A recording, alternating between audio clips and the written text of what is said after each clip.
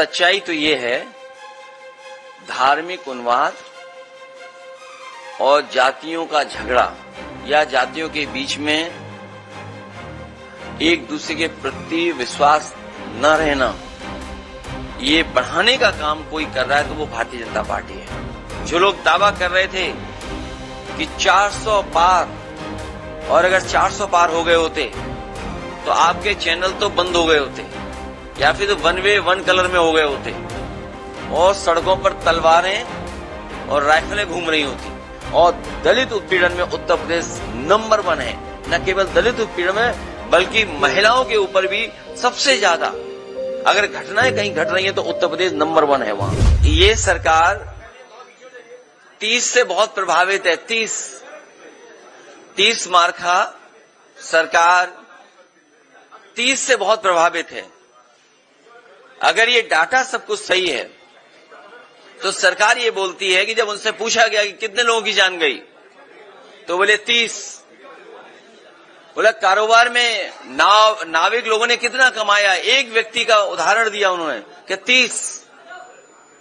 और बोला पूरा कारोबार कितना होगा, 30 गुना 10,000 करोड़।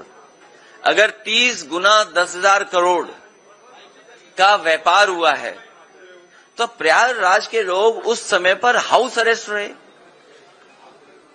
उनका जीवन यापन कैसे चला होगा आपसे बेहतर नहीं समझा होगा कोई। जो सरकार ये दावा कर रही है, 2 मुख्यमंत्री, कई आईपीएस केवल ट्रैफिक इंतजाम में लग गए और ये तक लग गए खड़े होकर के कि अब आप मत आगे जाइए, पीछे जाइए, लौट जाइए, यहां पर स्थान नहीं है, यहां पर व्यवस्था नहीं कर सकते। तो अगर इतना सक्सेसफुल था तो सोचिए 2 चीफ मिनिस्टर, 2 स्टेट के चीफ मिनिस्टर ट्रैफिक जाम रुकवा रहे। और कई लोग जो गलती कर गए गूगल मैप की वजह से, डिजिटल मैप की वजह से, जिन्हें लगा कि सफर यहां से दूसरी जगह पहुंचने में 4 घंटे 5 घंटे लेंगे, उन्होंने रिस्क ली और यकीन करिए पूरा दिन, पूरी रात, आधा दिन पहुंचे जाकर के दर्शन कर पाए जाकर के। ये श्रद्धालुओं की अपना श्रद्धा है, ये सरकार का योगदान नहीं है। जो लोग ये दावा करते थे कि $1 ट्रिलियन इकोनॉमी बनाएंगे, दुनिया में हमारी इतनी बड़ी $1 ट्रिलियन इकोनॉमी हो जाएगी, हमारा डंका बच जाएगा, विश्व गुरु हो जाएंगे, उनका इंफ्रास्ट्रक्चर कैसा था?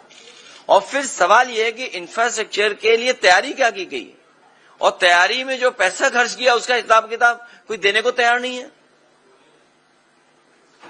इतना डिले क्यों हुआ? इसीलिए हम लोग समय समय पर सरकार को बता रहे थे, जानकारी दे रहे थे। मैंने बहुत बार निवेदन किया और फिर आपके माध्यम से मैं निवेदन करता हूं, इतिहास को इतिहास रहने दीजिए। जो इतिहास हमारी प्रोग्रेस को रोकता हो, जो इतिहास हमारे आपके बीच में मनमुटाव पैदा करता हो, एक दूसरे को ऊंचा नीचा दिखाने के लिए ऐसा इतिहास हो, उस इतिहास को इतिहास ही रहना चाहिए, उस पर चर्चा नहीं करनी चाहिए। क्यों एक ही चैनल यहां ज्यादा बोलता है?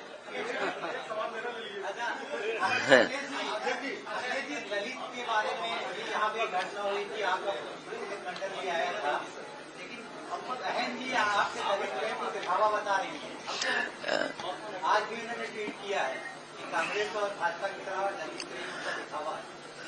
समाजवादी पार्टी और बहुजन समाज पार्टी ने मिलकर के भी काम किया है। अभी कुछ दिन पहले चुनाव हम लोग मिलकर के लड़े थे।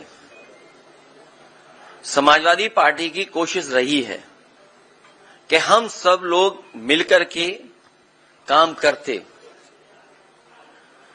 जब हम लोग कई अलायंसों के अनुभव से सीखने के बाद इसलिए पीडीए की आवाज दी हम लोगों ने।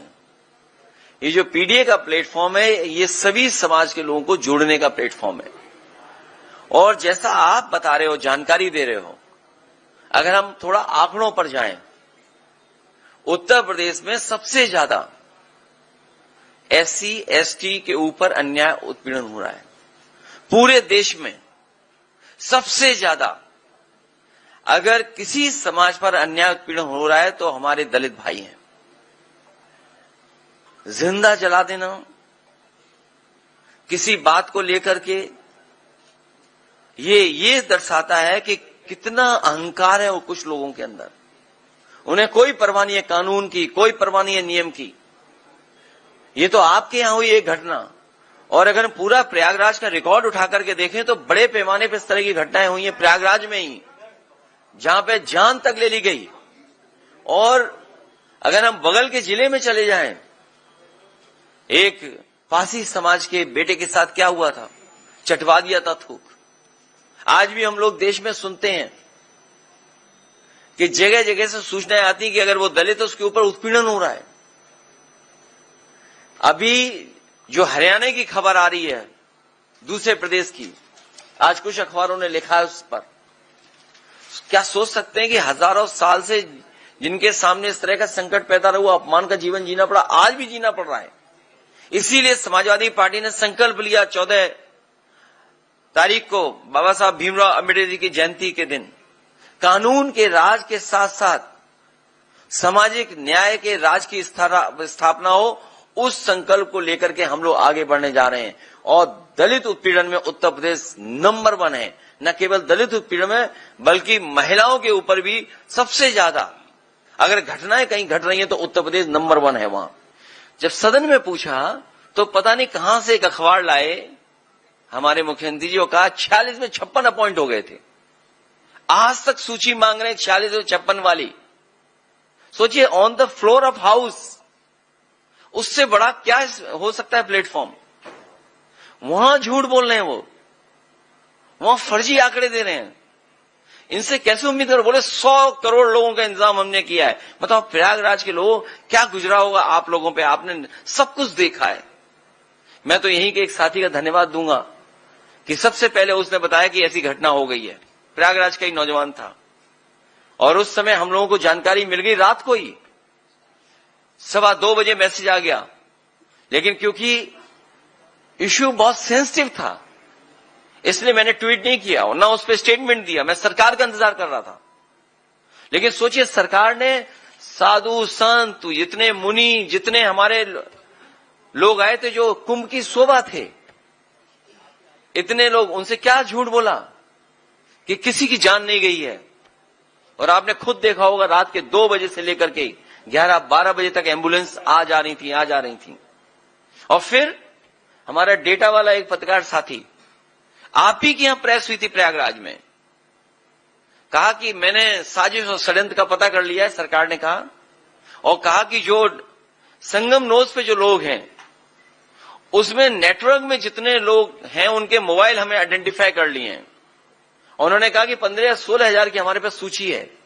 अगर संगम नोज पे 16 हजार थे, हम वो डेटा गलत मान लें, हम 30 हजार मान लें, हम 50 हजार मान लें, अगर तो जो सरकार दावा कर रही थी 100 करोड़ का, वो बताओ 1000 या लाख का इंतजाम नहीं कर पाई। क्या हमारे जो गुरु संत आए थे, जो हमारे कुंभ की शोभा होते हैं, उनसे शाही स्नान के लिए झूठ नहीं बोला गया? और फिर शर्म तो तब आनी चाहिए सरकार को कि हेलीकॉप्टर से फूल बरसाए गए, क्योंकि वो जानते थे कभी भी शाही स्नान बदला नहीं, कभी शाही स्नान नहीं बदला जाता है। तो इन्होंने क्या साधु संतों से झूठ बोला था कि नहीं बोला था? और आपसे बेहतर तस्वीर, आपसे बेहतर वीडियो आपके किसी के पास नहीं होंगे जितने आपने देखा होगा मिस मैनेजमेंट। लेकिन जैसा हमारा पत्रकार साथी कहता है कि हम आपका दुख समझते हैं, हम आपकी परेशानी समझते हैं, और ये भी परेशानी समझते हैं कि इन्वेस्टमेंट तो आ गया है, चैनलों में आ गया है, स्टेट में इन्वेस्टमेंट नहीं आया है। जो दावा कर रहे थे 40 लाख करोड़, 40 लाख करोड़ से ज्यादा इन्वेस्टमेंट आएगा।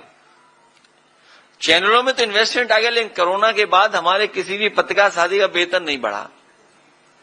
तमाम समस्याएं समाधान या उन सब चीजों को हम लोग समझते हैं, ये भी समझते हैं कि कितना गला घोंटा जा रहा है आपका।